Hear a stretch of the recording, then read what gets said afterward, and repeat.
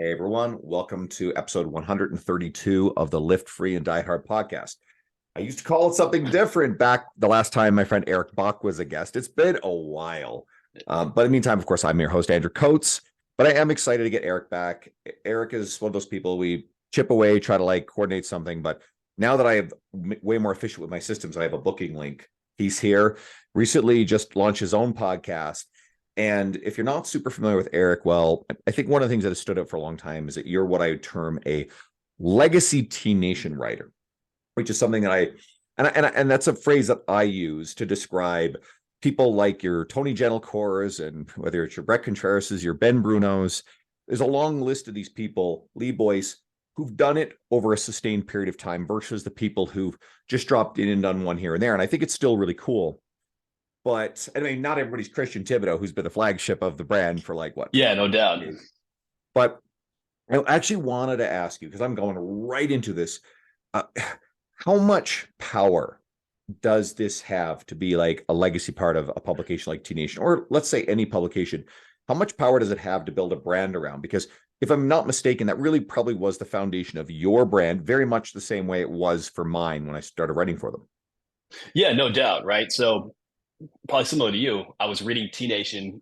So I got really familiarized with many big names in the industry. A great education source for me and for my own coaching and my own training. And as a result of kind of building that network, and getting in there, it became a huge launching pad, right? Because we go from a place of trying to stand out, particularly 10 years ago when it was, essentially blogging was the key way to really generate leads, generate, all these different aspects within a business. And you get onto a big launching point like T Nation, where, some of your articles over time are going to get, well over 1 million views. It exposes you to a lot of people, sometimes criticism and feedback to make you improve, which is great. That's one thing I absolutely love about that platform. And it forces you to elevate your game, right? When you put your name out on a big platform and you have a lot of exposure, it's a little bit scary. It really is a little bit scary, but that fear also helps you elevate your game and make sure that you are dialed in.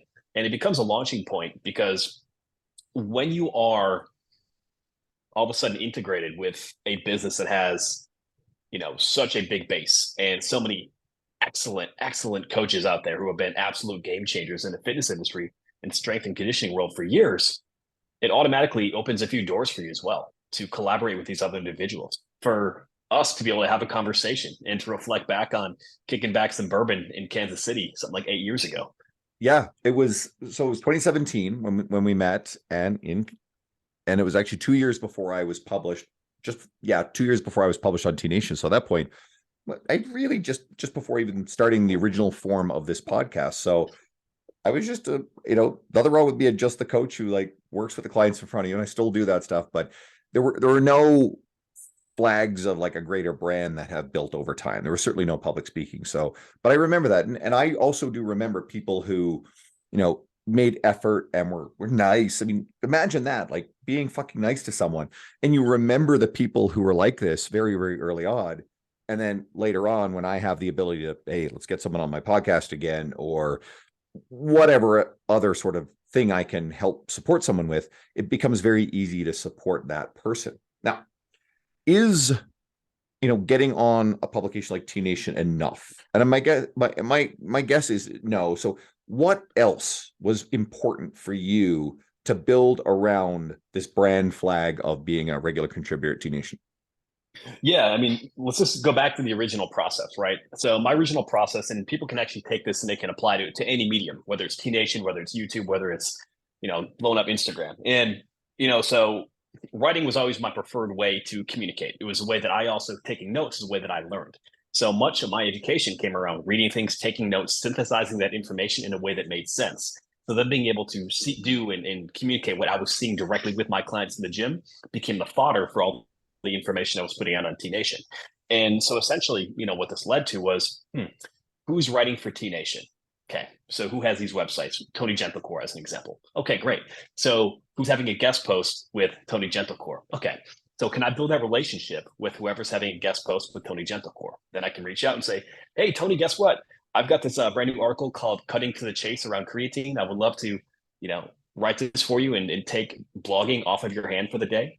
Would you be open to a guest post? Great. Pretty soon, Now I've done a guest post for whoever was, writing for Tony, and then I've got a guest post for Tony, knowing that whoever is running T Nation, Chris Schubert, is probably going to see whatever's on Tony's website, and voila, pretty soon, hey Tony, would you be willing to make an introduction? I saw that this posted very well for you, and then that's really how it goes. So it's kind of a stair step model, right? It's like if you want to be able to network, if you want to be able to build relationships, you don't always go for the top right away. Instead, what you can do is gradually, step by step, kind of build a network of who's also contributing here, who's also a piece of it. And by building those relationships, that's how you can really get integrated into mainstream, mainstream publications or big brands that can help you grow your brand by extension. Yeah. If you show up and you support people in the industry, because I've had similar experiences along the way. And I've always tried to approach this from how can I make this interaction valuable to the other person? A really good example I like to use is, I went to the second event that I went to in 2017 was Luca Hosavares Fitness and Vigor Ground Fitness and Business Summit. And that's the first time I met Luca. I liked his media. He was newer to me at the time. And so, I had him on my podcast, which I think is a very powerful vehicle to host people on your podcast, and got to know him a little bit. I went back to his event in 2019. I supported again. I met a ton of people. These events changed my life. And so again, I've supported and helped. Actually, I apologize. I didn't go in 2019 because I couldn't. We had our own event, but a lot had developed in that time. You've been on my podcast a few times. I went in 2021. Okay. So that was a big experience. I met Don Saladino and a lot of other people. And I've continued to support Luca along the way. And then comes a juncture where I realized, well, he's never written for T Nation. He's written for a bunch of stuff, massively successful brand. And I like pulling people into collaborations on T Nation. And especially if someone is relatively high profile, who has the chops. I brought in people like Tim DeFrancesco, who's got a big brand. He was the strength and conditioning coach of the LA Lakers, worked with Kobe. I was just on Natalia Mello Wilson's podcast, who's a good friend of mine. I brought her in for a piece. I brought in Ben Mudge, who's got a massive brand out of Belfast, Northern Ireland. And so I had a piece, and Luca and I were doing something very similar on our social media about a particular exercise. And Tony Gentilcore at the time, with a torn ACL, was like doing it with his good leg. It was just basically a Hatfield supported Bulgarian split squat. And I'd already had one piece on this. So I thought, all right, let's do something together. I'll pull him in. He liked the idea. I was trying to do it so that way he wouldn't have to do much work, but you give Lucas something, he'll just write and create and over deliver. He's like that. Anyway, so gets him published. All of a sudden now he can say he's a contributor. He went and did a few more pieces, again, just to do more. And you give someone who's, what do you give the person who has everything, right? Something that is uniquely valuable. So if you're finding ways to just do really cool shit for other people, then you'd be surprised. People turn around and they want to support and share you. And I try not to think of it in terms of pure pragmatism. I try to come from a place of abundance, pure abundance. But guess what? You're rewarded in the end. You really are, and especially today in the culture of the fitness industry, in a way that people are trying to build brands and trying to stand out as it gets increasingly competitive and methods come in and change every 5 seconds, right? There's such a tendency for people to look for the newest hack, the latest method to get ahead of the game, to build a business, whatever the case, right? And ultimately, really what it comes down to, the most successful thing is to be a giver, to build a network, to help other people, and to really build relationships with everybody else. Because ultimately, listen, methods are going to change, but relationships can be forever. And it takes one relationship, it takes one introduction to really be able to change the trajectory of your life and of your career. And so many times when I have somebody asking like, hey, what can I do to get established? How can I really get going in the fitness industry? Or how can I, work for X, Y, and Z? Well, much of it comes down to, can you focus on providing value to that person first? Can you even be active on their social media channels? Can you reach out and provide some feedback and some benefit in that regard? And that's the greatest way to start building those relationships. And you might not always get an answer. You might not always get something right away, but you notice when people are consistently reaching out, who are commenting, who are supporting you, and working to try to build that relationship. And over time, those become the ultimate growth hack, the ultimate success secret to really standing out and to building that established brand. And when it comes to something like T Nation, by extension, right? Well, once you say, hey, I've written for T Nation, if you want to reach out to Men's Health or whatever other publication, Women's Health, whatever it is, that door is a lot more open than it is than if you're coming in cold, right? And so all it really takes is to think about, what's an audience that I like that really would resonate with the message that I have, that maybe has the type of people that I would like to be able to work with, and just focus on building towards that one area. And then it begins to open the doors into many different areas. Now, you talk about legacy coaches and some of the legacy writers, right? So an example would be Brett Contreras, right? So Brett Contreras started talking about glute training way back, probably 2013, 2014, during this time frame. And it was all built towards hardcore lifters. Is hardcore lifters the male dominant testosterone nation audience, his primary audience at this point? No. I mean, do they still like what he does because he's an expert on biomechanics and glute training? Of course. But because he got established in that realm, on top of his education and chops as a coach, it just expands so many different networks. But that comes from those relationships and building that establishment with other, with other authorities and brands and sites. I'm going to come back to that because then it'll pivot into the next part of as it relates to you, but we'll come back to Brett and how he pivoted. But I think there are a couple other really critical things to look at that complement what we've been talking about. One is, if your goal is to write or use any media platform, you also have to invest in learning the skill, which means studying writing. And I think this is a mistake that a lot of coaches make, is they think, well, I know a bunch of stuff, then I can write this down on a piece of paper or whatever. Doesn't work that way. You actually have to study writing, because if editors are going to work with you, one of the reasons why my editors like working with me is because they know that the quality of the writing is going to be strong. The way that I express messages is strong. And you look at legacy people like John Romanello, Tony Gentilcore, who are really well known as being premier writers, right? The door's open for them. So that's point one. Point two is, in the effort to build a career, and as you said, you're not trying to go for the top. The people to build the relationships with are actually the people on the same journey that you're on. I remember that room that you and I sat in at 2017, and no one knew who I was before that weekend. And the other people in that room were Robbie Farlow and Carter Good. Now, Carter was just in the process of exploding online with a really rapidly growing Instagram following. Now, Carter's very established. I know you guys are still pals. You're part of the same sort of like smaller network. And then Robbie is someone who's been doing this a while, and he's got a lot of respect, and he's well known in the industry. And there were a lot of people at that event that I met that I became friends with. And sure, I met the speakers, great, but I met a lot of the people who are kind of on the same journey. And a lot of those people, normal, down-to-earth, everyday people, they've gone on to do really cool stuff. They've actually been some of the key linchpins. My public speaking career is entirely launched by my friend Tim Arndt, who was at that event, who happened to host his own, which I went to support in 2018, went to support in 2019. 2021 comes in, speaker drops out. He's like, hey, I really want you to fill in. I'm like, well, why don't you ask Lee Boyce again? He's like, no, I want you. So I'm like, okay, cool. Love that. And then, so I, again, just trying to like, hey, we've got a proven person here that I support. Lee's a very close friend of mine.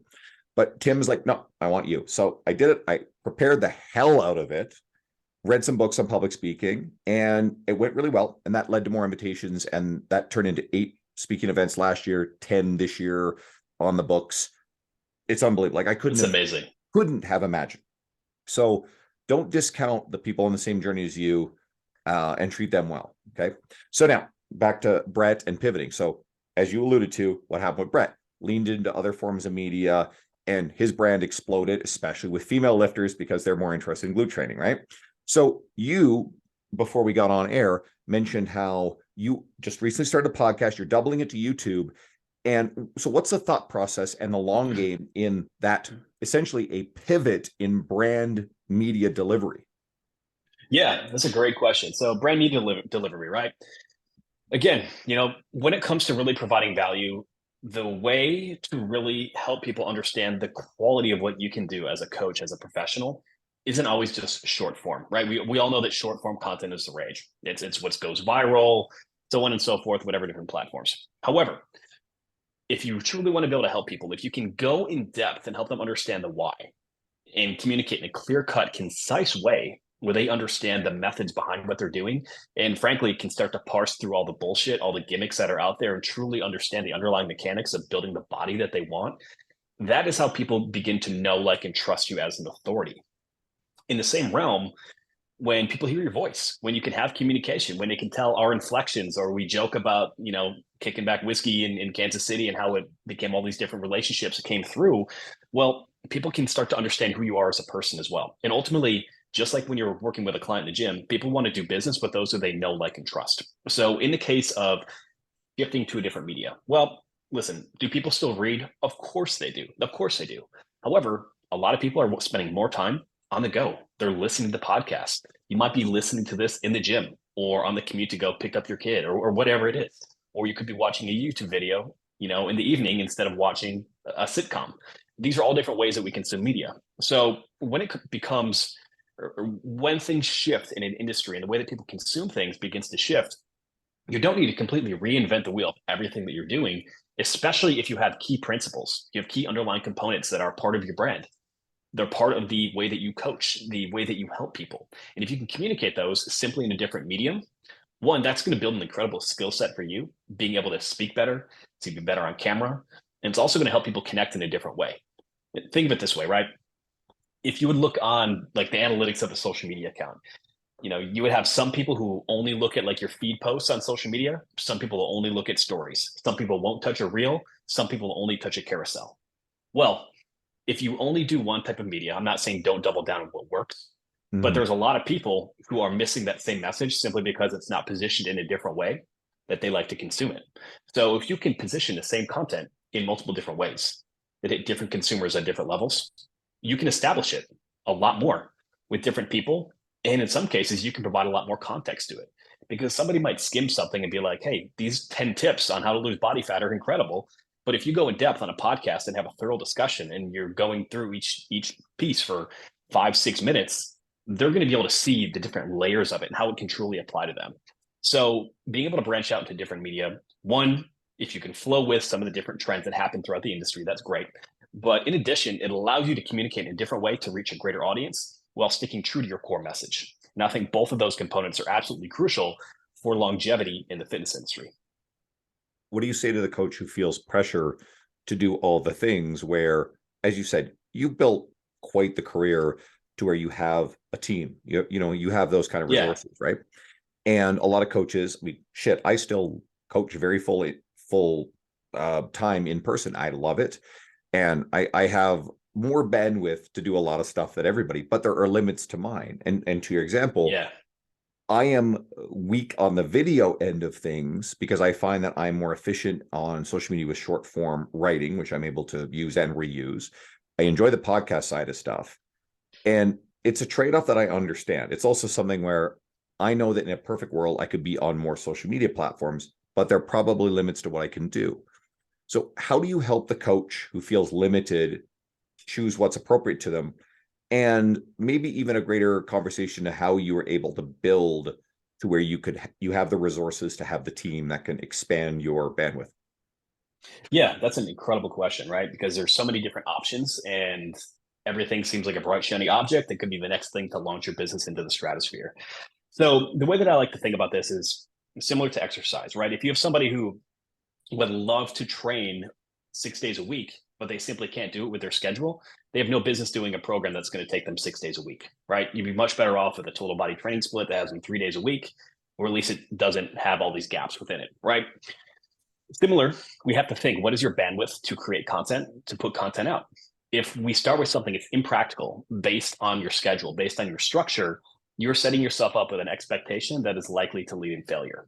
And when that happens time and time again, especially for coaches, most coaches who are educated, who really have good foundational roots with what is needed to change people's bodies and lives, many people have an apprehension to put things out on social media because they don't want to be wrong. They don't want to be criticized. They don't want to be a disappointment to their peers. Like that's a huge block for many people, right? And so what you want to do is you want to start small. And so an example like this would be simple. When it comes to everything that's ever filmed is, for the most part, coming from a script, right? So think of it this way. Let's say you have 10 tips to get visible abs. It could start something as small as a checklist to be like, hey, here are 10 things to get visible abs. Cool. Now you want to flesh that out a little bit more, add a little bit of detail. Perfect. Pretty soon, that little checklist that could be a carousel post on something like Instagram, that could be the outline for a podcast. That same podcast, like what we're doing right here on video, could easily be recorded, And then boom, you have one piece right here that's basically an outline being used on a social media post, is being recorded and used. And so we have a podcast, we have a social media post, we have a YouTube video. And if you want to go into detail, tie in more research, do those components, now you have an article that you could put on a major publication, right? And so essentially what I've done, with a lot of my stuff is, what are the big key components of my business, of my brand? What are the things that resonate most with the people who I like to work with the most and who get the most value? And so in many cases, even some of my podcasts right now would be, hey, here's a great article that I wrote. Here's some adjustments that I would make. Now, because I have this piece, I can break it up and I can use it in all these different areas. And I really actually learned this skill from Vanessa Van Edwards. I'm trying to put my finger on her book right now. Captivate is one. Captivate is one. And she runs The Science of People. And Cues. And Cues. Yeah, absolutely fantastic. Incredible book. Yeah. And so actually, this is probably 2018 as well. 2019, I was at a live event in Colorado and sat next to her. And we were chatting, and she actually broke it down. This is before her book launch, broke down what her content strategy was. So it's like, oh yeah, so we do this and we break every piece into this, or into, post, YouTube, yada, yada, yada, every different platform. And so the basic premise is, if you're going to create something, think of how many different ways you can use it. So you're creating once and distributing more. A lot of coaches get in the habit of just want to create more a new thing, but never break down, repurpose it, or try to really use every piece of the pig. And so if your bandwidth is short, well, you got to think of, like, what are the key principles that I stand for? What are the key things that are most important? Can I start off with something simple like an outline? Can I flesh it out? And then how many different ways can I position the same piece of content? Because as you get better as a brand of communicating the same core values, that's how people remember you. That's how it becomes sticky, right? Like, imagine if Nike said, just do it one time and then never said it again. Fucking crazy, right? No, they say it every single time on every commercial and every brand and every single thing. And so in a similar light, what we want to be able to do as a coach is, when we're solving a particular problem for a particular audience, find out what these key problems are and continue hammering those. Become the expert at what they are, and then you can position it in many different ways. You have to determine what your own bandwidth is going to be, but we have the mindset of, can I use every single piece of this one piece and get really good at it, instead of spreading yourself so thin by trying to create something brand new? And that's when you get a lot more clarity for what you can do. And then the second part of your question was, how did we get to that point? Correct? Yep. Okay. So the second component would be gradually, right? Everything that for me began with writing. Writing was reps every single day. Kind of circling back to what you said before, you have to build that skill of writing. This is probably back in 2014 when I was really getting started with Bach Performance, and I had hired John Goodman, the Personal Trainer Development Center, as a mentor. And I'm like, hey, John, I really want to get into more publications, T-Nation, all these different areas. And he's like, well, if you want a lot of your career to be based around writing, guess what you have to do? It's like, you have to treat writing like a career. And so that's what I did. So it became honing that practice. And each day, this is probably for about 7 years, beginning my day started with 90 minutes of writing and just getting very clear on what we're doing. So executing those basic things day in, day out, got very clear on my coaching strategies, on the key pillars that the brand stood for, and went from that point. And so once we had that aspect established, okay, we have the branding, we have the ideas of what it's going to be, then it became gradually focusing on one medium at a time. So first it was just writing, kind of expanded that into our email marketing, social media platforms started to take off. Then how could we use those same ideas and kind of parse through there? And so once we start to get those strategies in place, it becomes simpler. Like anything else, you get those reps and it becomes easy. What seems like an incredible task when you're getting started becomes simple when you put the programming in, when you put the reps in and you stay consistent, right? And so over time, that's how those skills were built. Now, as the business grew, took on more clients, all these aspects, it became a component for me of, listen, I can do anything, but I can't do everything. And especially over the last couple of years, I moved, got a 3-year-old, soon to be 3-year-old, which is crazy.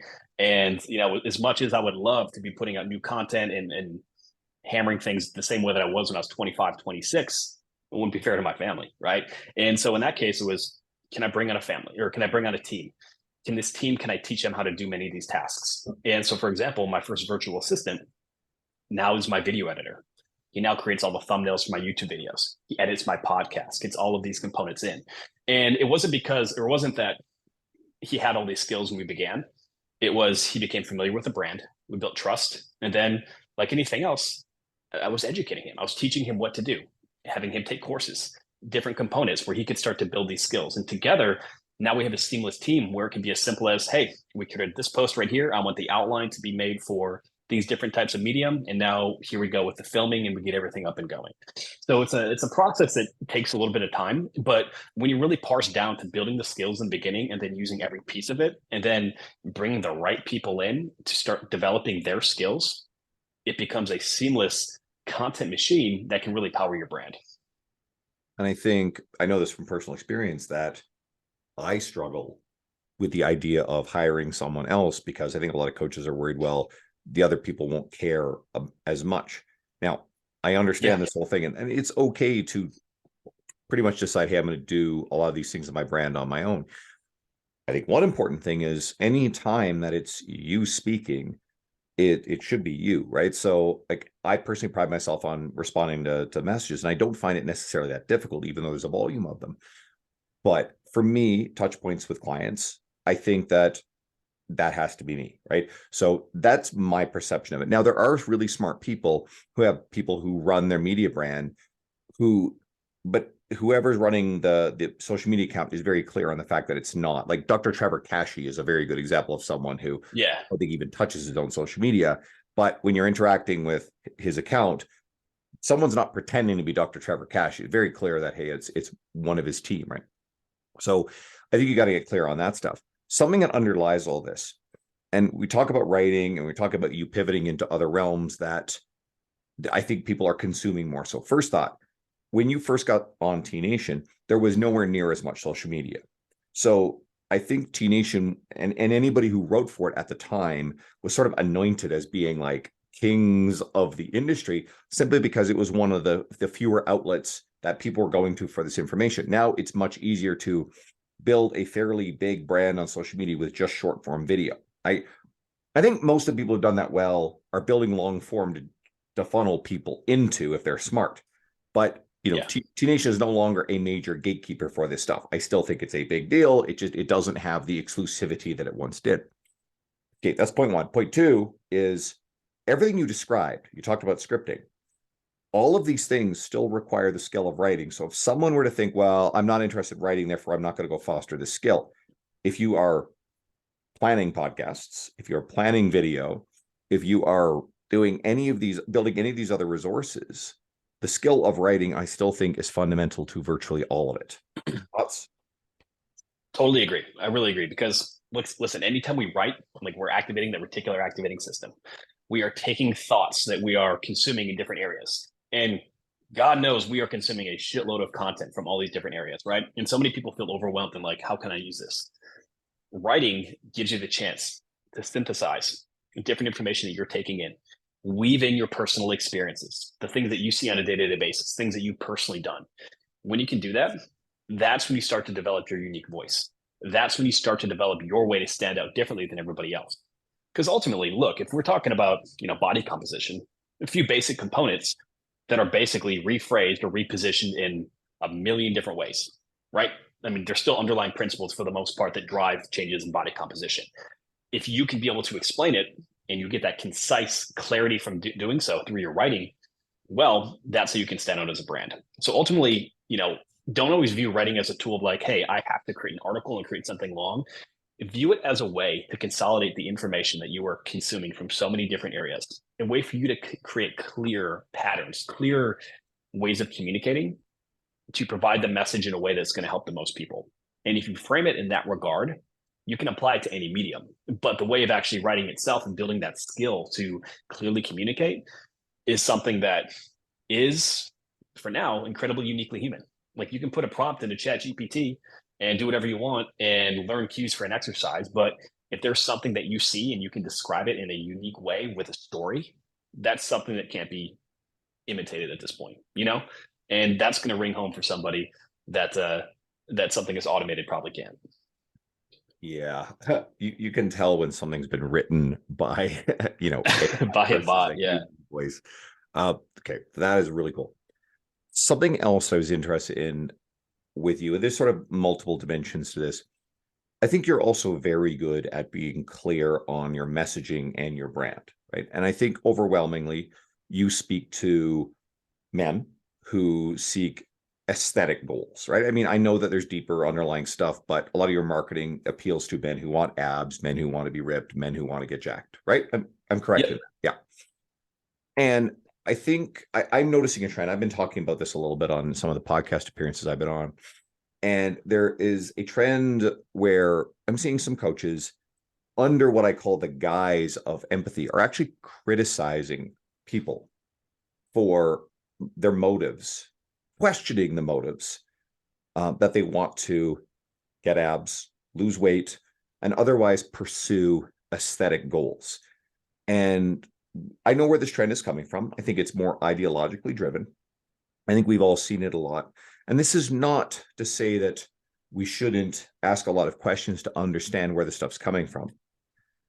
And we know that sometimes there are deeper underlying things, but I draw the line at when we actually are questioning or challenging people in a way that comes off as we're discouraging them from seeking aesthetic goals. I think those goals are every bit as valid because a lot of my media, I talk about the mental health benefits, emotional well-being benefits of resistance Yeah. training. My marketing isn't around fat loss. I tend to talk a lot about building strength. And I've noticed with the clients that self-select to me that they tend to achieve their aesthetic goals if we get them to enjoy the process around being strong, right? So there's that. Yeah. But I'm also starting to push back a little bit at what I see is this gatekeeping over language, both on the coaching side, but especially on the people who seek fat loss. And as far as I'm concerned, if someone wants to lose body fat, then it's a valid goal. I want to understand what's underneath it. So what are your thoughts on this trend that we're noticing and your own personal identity as a coach who markets, that physical transformation? Yeah. I mean, let's go back to the beginning here, right? So like when I first got involved as a coach, a lot of my background was strength conditioning and performance. Like that's originally what I did, like, and that was a huge emphasis for me. And it's pivoted over time, in part because frankly, having worked with high level athletes, I can't do the justice of some of the very specific refined movement patterns and stuff like that they need in the gym through an online delivery the way that my business is run, right? So like I understand that the aspects of performance are definitely crucial and can be a huge underpinning component to having people truly enjoy. Like when you can enjoy the way that your body moves and performs and strength, it's such a beautiful thing because it's such an empowering component. Whereas sometimes with fat loss, with a lot of negative connotations, I got to beat my body down and do all these components that can really lead to some negative downward spirals in terms of mental health.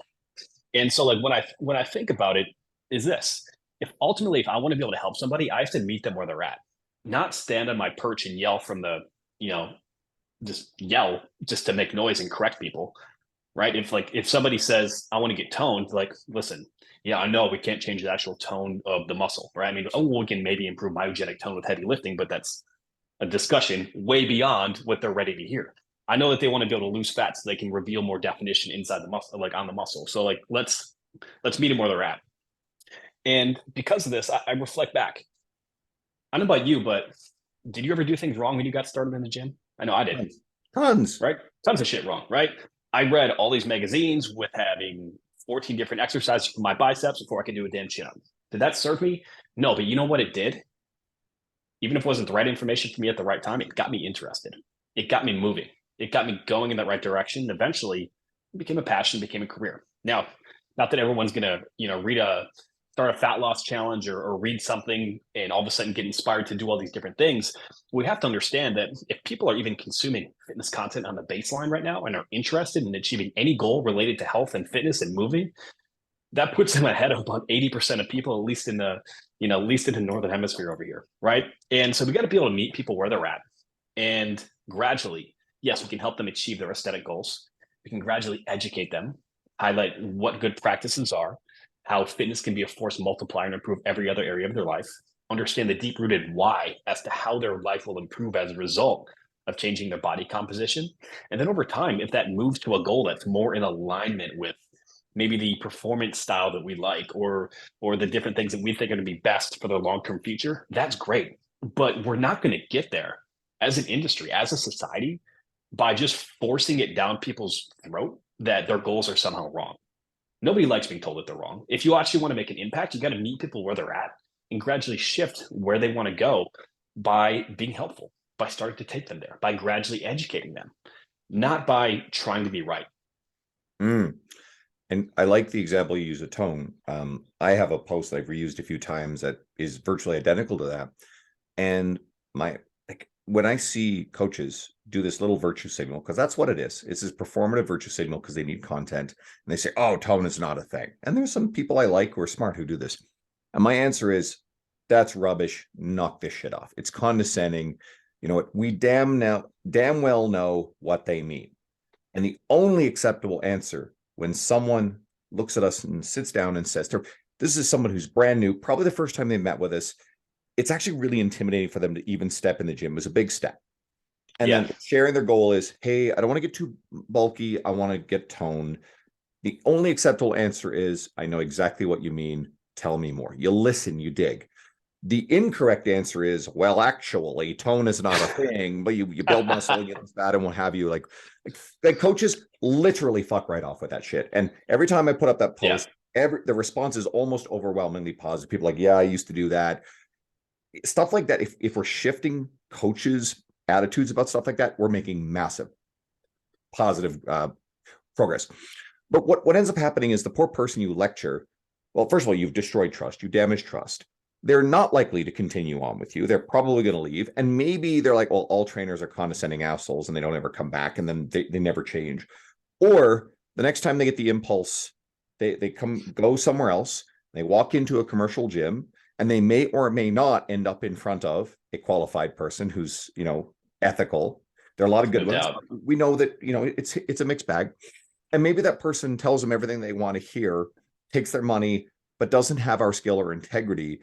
And maybe that person then turns around and doesn't get the outcome that they need. So I think we have a duty of care to listen and to not condescend people and not, as you said, need to be right. Like, these people just need help because a lot of people are walking into gyms.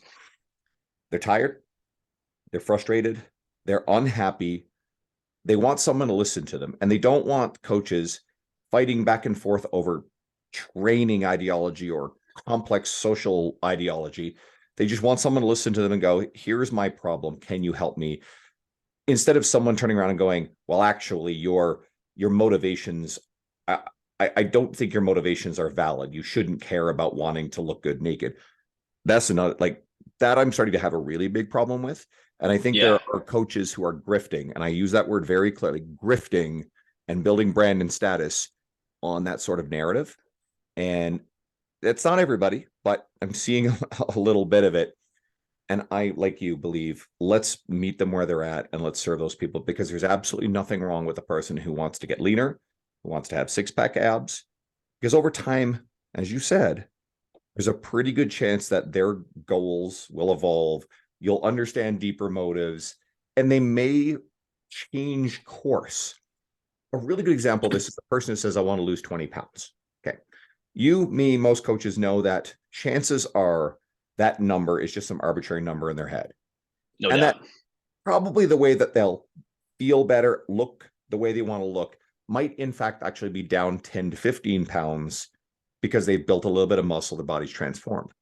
I don't need to tell that I mean, I think we could actually, in a very, very empathetic way, ask why that number matters and sort of prepare them. I think we can do it a soft way to say, you know what, when you get to the place you want to be, the way you want to look and feel, you may actually find that you are down 15 pounds because we built some muscle. We can prepare them for it in an empathetic way, but we don't Exactly. tell them that they're wrong and go from there. So I'll let you take that further.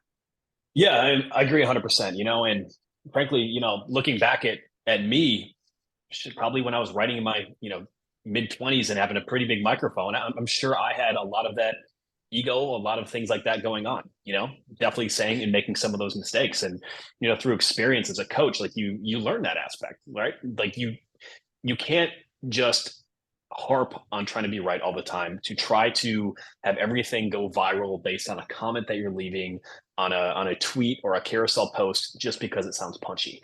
I think in many instances, the skill as marketers in the fitness industry has outpaced the emotional growth and empathy that is needed to communicate with people to meet them where they're at. You get a lot of people who are taking copywriting courses who can write really punchy headlines, who don't have the real world experience to truly understand what's going on with an individual, or the tactical empathy to really connect with the person who's in front of them or on the other side of the phone or a Zoom call, whatever it is. Right. And so I think there's a huge disconnect in what that is. And so ultimately, if you want to be able to make the biggest impact with people, it comes back to, something that I learned in my first internship when I was 19 years old. And it's like, nobody cares how much you know until they know how much you care. And ultimately, if you can't meet people with where they at on their words and understand what they're saying, even if it's not perfect, well, guess what? That door is already shut. And as you mentioned, they become jaded with the fitness industry to somebody who's probably empathetic, who doesn't have your skills, doesn't know what it actually takes to help them accomplish what they most likely want to do with their body and with their health long term. And pretty soon, they don't believe in coaching, and they're off to the latest challenge, and stuck in that vicious cycle of trying challenge after challenge and workout after workout because they don't have the underlying principles intact, because that bridge was burnt right away. So it's really important to take even these baseline fundamental conversations with people who are probably not as familiar with the fitness industry as most people who are already consistently lifting in the gym, and meeting them where they're at. Because if you don't meet them where they're at now, there's no way they're going to evolve to that next stage, because you've shut them down. That's big. We are speaking the same language. I appreciate it. What else are you working on right now? Anything else exciting coming up? Man, I mean, so the big thing has just been getting the podcast and getting the YouTube channel up. So, we're still writing for T Nation. We've got that content going out, 1 to 2 articles a month over there. Podcast, we got 1 to 2 episodes a week. YouTube, same thing. So just trying to stay as consistent as we can with all of those components, and just getting better. It's easy to get drawn into so many different aspects of what we do. And for us, it's all about, like, how can I refine the process? How can I get a little bit better with my communication? How can I get a little bit better with my coaching skills and tactics? And of course, on top of all that, it's pouring into my clients, because listen, one of the biggest things I've realized over the last couple of years is when everything else in life changes, your philosophies regarding training and nutrition, they have to be able to evolve with yourself and with the people who are around you. That stress response is so crucial to understand, And so particularly over the last few years, a few major events across the world have occurred that have made people more stressed out. Doesn't seem like it's slowing down in any regard. Understanding that component and meeting people where they are at and helping them navigate stress so they can stay consistent with baseline health habits is such a foundational piece that allows all of the other things that we love to coach regarding the training and the nutrition methods work so much more effectively. So I think that's a huge component in just a gradual process of refining the skill sets that we have there. And of course, I've got a little girl now, married, and making sure that life is built around enjoying my family as much as it is running a business. And I think that's one of the reasons why I enjoy this podcast so much, because it is geared towards coaches. Everybody listening, thank you for always being here. I hope that the evolving philosophy that you experience, I hope that the lessons, the conversations with the successful people that I've had on over the years now have helped your personal career trajectory grow, to give you, and it's not just tactics, but it's also just the opening your mind to the possibility, breaking outside of the limiting beliefs, little boxes that we start our careers in often. If I spent 6 years at a commercial gym, training session model, right, which actually worked very well for me, but it can be a bit of a limiting box that once I got outside of that environment, then all of a sudden podcast and writing and public speaking and all these other sort of opportunities presented themselves. And then now I'm spending more and more time having conversation with my friends who are building and scaling businesses outside of, the limitation of what one person can do, which is challenging the bottlenecks, the friction, and the mindset that I have about just being me. That doesn't necessarily that actually has to be the root, but I need to challenge it a little bit. I've been having conversation with Mike Dola recently, who's a good friend who built Stronger You. Brilliant guy, right? And he did a wonderful job with stuff. So I'm always exposing myself to having my attitudes challenged. And I hope everybody listening, this stuff continues to be valuable, because as we get older, I mean, like, I'm 45, I don't have kids, I have a fluffy cat. I don't know if kids are pictures, so that's my route. But for a lot of you guys, young families, or probably will have young families, And there are a lot of examples of people. You mentioned John Goodman. I think John Russin has done this quite well. There are countless other people in our industry, Brett Bartholomew, who have the young families who have ultimately set boundaries around, here's the business, here's how I'm going to make this work, and here's the time that is for my family. And all the things I want to do can't encroach on the time that's for family. So how do I build the systems and bring in the people that allow me to do everything that matters? And getting, I think something you do really well, you're very clear on your brand, your direction, the way you market things, the things that you do that serve it. I know that I tend to be kind of all over the map. And with this shotgun spray thing, it's turned into a lot of really good results. Yeah. But I really admire people who have great clarity and they're very efficient on where they put their time, their efforts, serving the people that they work with, serving the people that might work with them. So I think there's a lot of good lessons for that. So where can listeners find you, your media, so that we can check out more what you're doing? Yeah, any major social media platform at Bach Performance. That's a great place to find me. We've got the Look Great Naked podcast available anywhere where you can listen to podcasts. In addition, over on YouTube at Eric Bach, we've got video versions of the podcast as well as weekly content going up there. So whatever you find helpful, however you like to consume content, we have it all set up for you. And ultimately, if you need anything directly, I'll give you my personal email, eric@bachperformance.com. That's the most direct way to get in touch with me. Send me a message. More than happy to help you out. I mean, the podcast name alone really speaks to what we were talking about earlier. It's the fact that, again, there are people in the industry who are building sort of their own narrative around pushing back against this sort of stuff, when in fact you're like, who cares? I'm serving the person that wants my help. I am not placating the gatekeepers and the moral police of the industry who are deeming what is or is not an okay way to use language. And there are really smart people in the industry. I think a really good example is for my friends Kelsey and Dennis Heenan. They're amazing Yes. at the way that they write their email marketing. They're some of the best in the industry at it. They're going to talk about this at my event in October 13th and 14th in Edmonton. So they're going to speak on that. They're masterful at this and playing with names for challenges and titles for email and programs. And they're willing to use phrases like burn fat, shred, etc., like this, that may not meet again, there are going to be people out there who are like, oh, you're not allowed to say stuff like that. Well, why don't we just meet people where they're at, serve them? And it's not necessarily baiting and switching, but it is attracting people who might be vulnerable to unethical, bad faith actors in our space. Let's get them into our programs to teach them valuable skills, to give them a sustainable experience and give them the best chance at the success. And it's not about being dishonest or misleading. It's about understanding the language that they'll respond to help them the most. So you do that well. Guys, go check that out, especially if the topics here are things you want to get clear on and you want to work on your marketing language, your branding language. Eric does this wonderfully. It's why I brought you back on. It's great to connect. For everybody listening, yeah, Eric, fire it away. Yeah, man. So yeah, one thing you really mentioned that stood out to me there is you do feel friction sometimes when it comes to using some of these terms. I totally get that. That was something I really had to overcome, saying fat loss instead of fatty acid mobilization, whatever the case. And a lot of coaches have this trepidation to be able to think about this because they want to write everything in scientific terms, connect with your other coaches. And because there's a lot of partnerships and friendships that happen directly, in the fitness industry. And my biggest advice in that case would be, do not be afraid to say things that you feel are going to communicate with the person who you most want to help. If you are ideally creating content because you want to help somebody who describes a problem in a certain way, there's nothing wrong with describing that problem in that way in order to spark up a conversation so you can help them and lead them in the right direction. Because if you can't open that door in the first place, it doesn't matter how good your information is. They're going to go towards somebody else who's going to market it using those words and then send them down an unethical rabbit hole.